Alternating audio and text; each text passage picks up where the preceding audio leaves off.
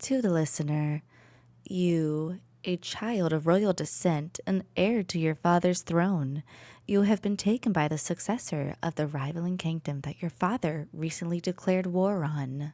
The urge to escape rises within you, and when the chance offers itself, you take it. Was that a smart move? Where do you think you're going, love? Here I am, on my way to grab you a treat from the kitchen, out of the kindness of my heart.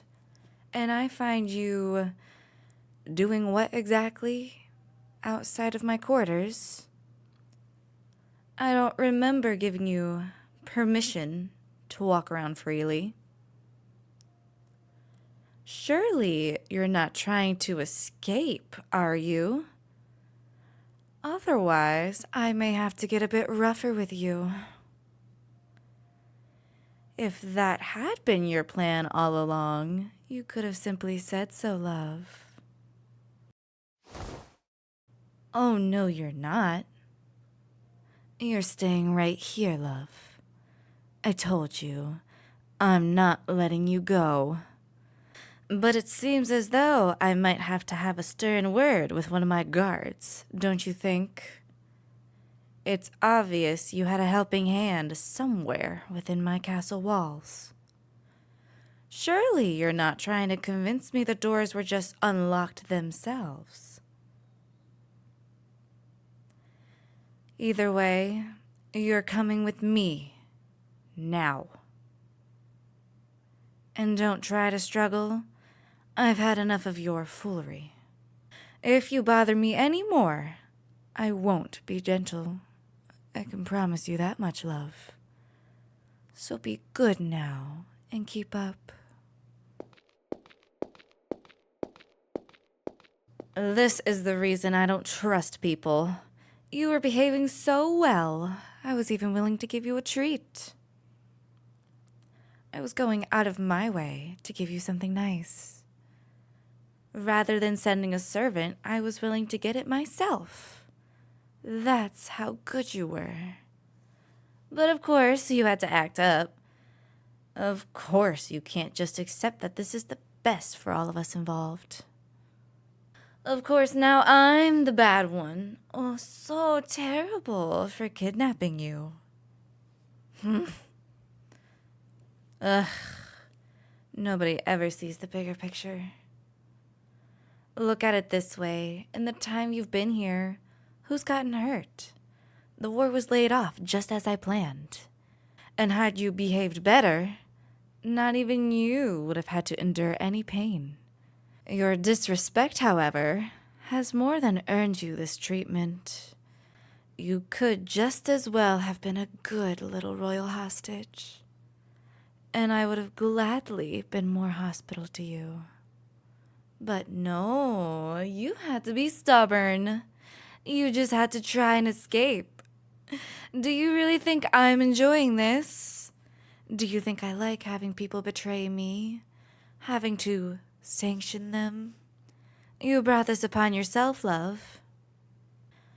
And there's nobody but you to blame. Here we go again. Now hold still. It looks like simply locking you in wasn't enough. I'd hoped these wouldn't be necessary, but it looks like you're no better than any peasant when it comes to behaving. These chains have been crafted by the best smiths in the lands. Nothing can break through them, and only I have the key. Now you can sweet-talk the guards all you want. Nobody's breaking you out of these. Oh, careful now. They're pretty tight. If you keep struggling like that, you might cut off your circulation. And we wouldn't want that now, would we? They suit you. I should have put them on sooner. But then again, I hoped you would have been better at following simple instructions, love. I was trying to be a good host, to welcome you to my castle. But as it turns out, You're just a little brat, needing to be put on a leash like a common dog. If you want to behave like a caged animal, I'll make sure you have a reason to, love. Be grateful I'm even letting you stay in my quarters anymore. I could have very well placed you in any dark, clammy cell, or locked you inside my torture chambers. But I decided to be kind. I'm letting you stay in my bedroom, allow you to sleep on warm rugs rather than rough, freezing stone floors. I even gave you a little pillow, love. You're getting quite the special treatment in comparison to my prior guests. You should consider yourself lucky. You're still alive, after all.